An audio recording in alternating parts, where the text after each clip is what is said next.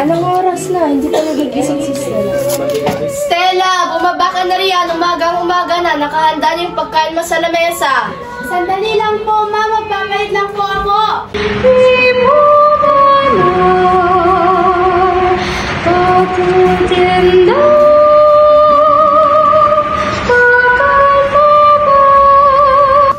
Stella, kamusta pag-aaral mo? Mamaya na lang po natin pag-usapan yan, Papa, pagkatapos ko kumain. Akala mo ba hindi ko malalaman na mas mataas si Celine kesa sa'yo?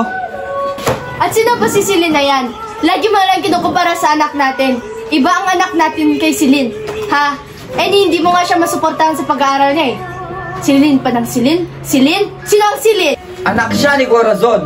Bakit mo kinukumpara yung anak natin sa anak ni Corazon? Alis muna ako. Hello, saan ka na? Saan tayo magkikita? Sige.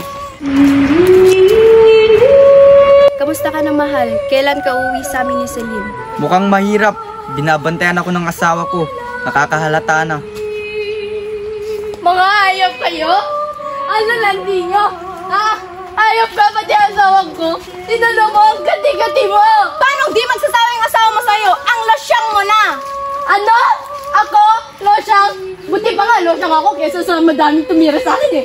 Ayop ka! At dahil sa nangyaring iyon, doon na nagsimulang magulo ang buhay ni Stella.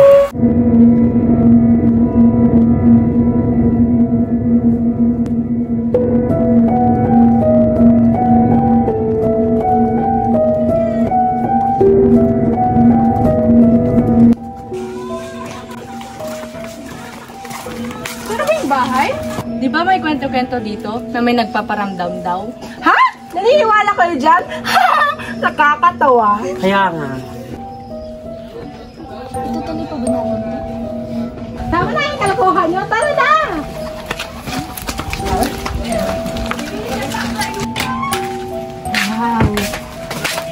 Wow. Ang ganda pala dito eh. True.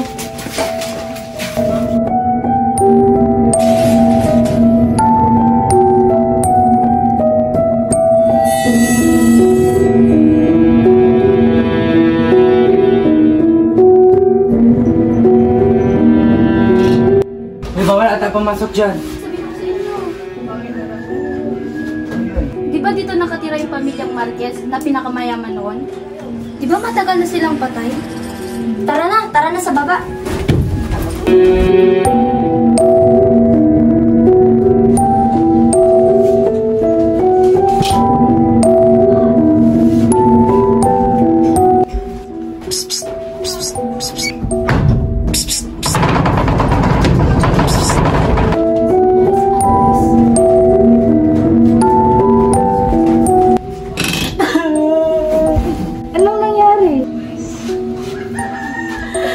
Naramdaman ako. Hindi ko alam kung ano or sino yun. Kaya aminin din ako. May nakikita at nararamdaman akong kakaiba. May nagpakita sa akin kanina. Sa tingin ko siya yung nagparamdam sa'yo.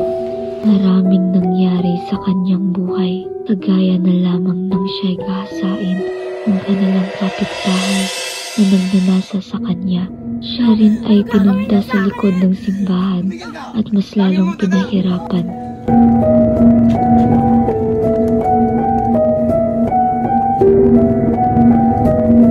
Nakita siya ng mga magdotroso, ngunit takot silang lumapit. Dahil baka sila ay saktan din, kaya pinanood na lamang nila. Nakalipas ang ilang linggo, bali-balita sa kanilang bayan na siya ay nawala at nagpakamatay.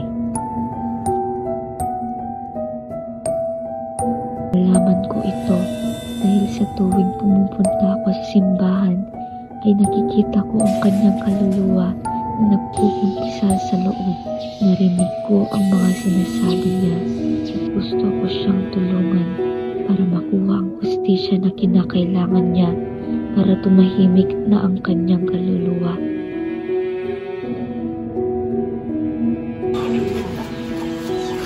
lang ba? Anong nangyari sa'yo? Alis na tayo dito. Ano pala nangyari sa'yo? Huwag na tayong bumalik dito.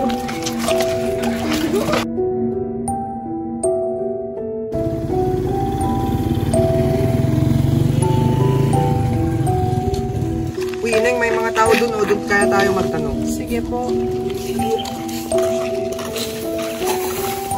Ale, magandang umaga po. Pwede po bang magtanong? Sige, ano yun, Neng? Alam niyo po ba kung nasan yung punto ni Stella? Anong pamilya ba, Neng? Marquez po. Ah, yung pinatay dati, yung hindi binigyan ng hustisya? Opo, yun. Ah, doon, Neng. Tara, samahan namin kayo. Salamat po.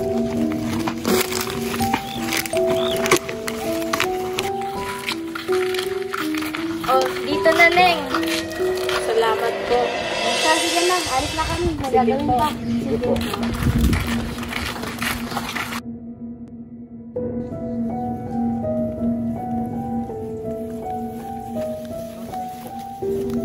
Okay ka lang ba?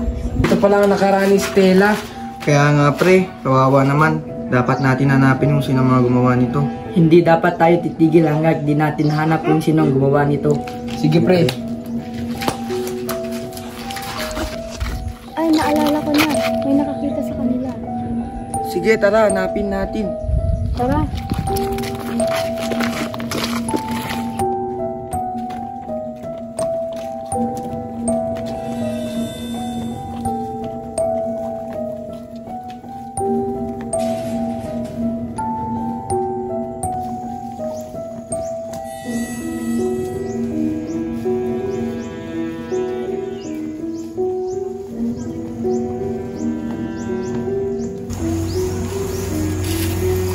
Ayun sila. Pwede bang magtanong? Ano po yun? May nakita ba kayong babae ganito katangkad? Puti ang damit at makinis ang balat? Ay, yung babae may kasamang dalawang lalaki? At doon na nga kinuwentuhan ng dalawang magtutraso ang lahat ng nakita nilang pangyayari na ginawa kay Stella. Alam niyo ba kung saan sila ngayon? Opo sir, andun po yung tambahan nila. Ayan po sila sir, oh. Ayan po. Iniimbitahan namin kayo sa presinto sa salang pagpatay at panggagahasa kay Stella. May warrant of arrest ba kayo? At doon na nga nahuli ang gumahasa at pumatay kay Stella. Masasabi nating hindi pinatay ni Stella ang kanyang sarili dahil may pumigil sa kanya nung oras na siya ay tatalon na sa tulay. Dahil ang totoo ay nang mahuli siya sa tangkang pagtakas ay pinatay na mga ito at tinapon lamang ang kanyang bangkay.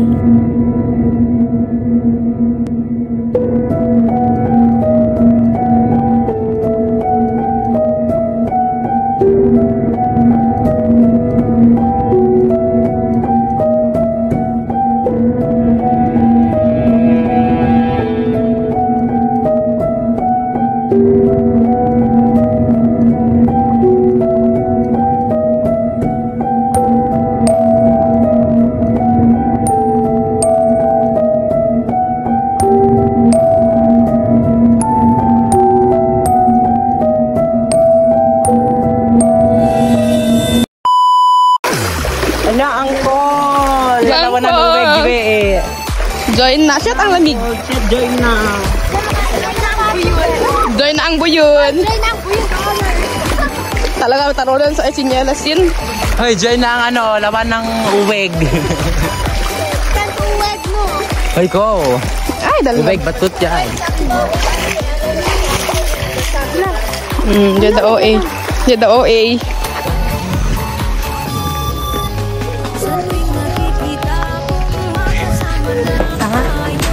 Ha? Join na ang makan. Siya may takla ka na yun.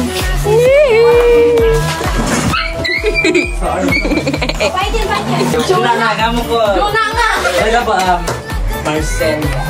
Sayang pa ito lang. Kamin.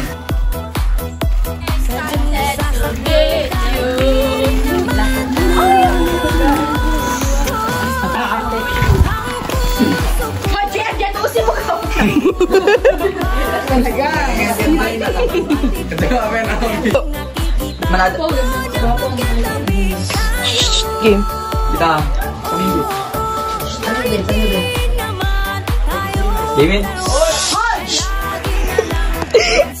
Akala ko ba hindi?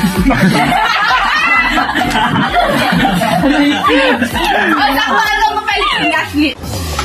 5, 6, 7, go. Akala mo ba hindi ko nalalaman? Uy, nala. Game in. Dami pa yan yun.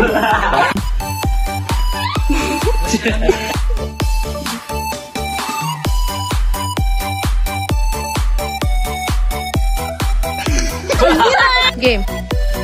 Hayop ka? Ang gati-gati mo, pati asawa mo, dinala mo? Ha? Paano di magsasawa yung asawa mo sa'yo? Ang losyang mo na! At isa ko, isa lang tumira ikaw! Ilan na para ma... Ay, nagsubo na! Yan, baby!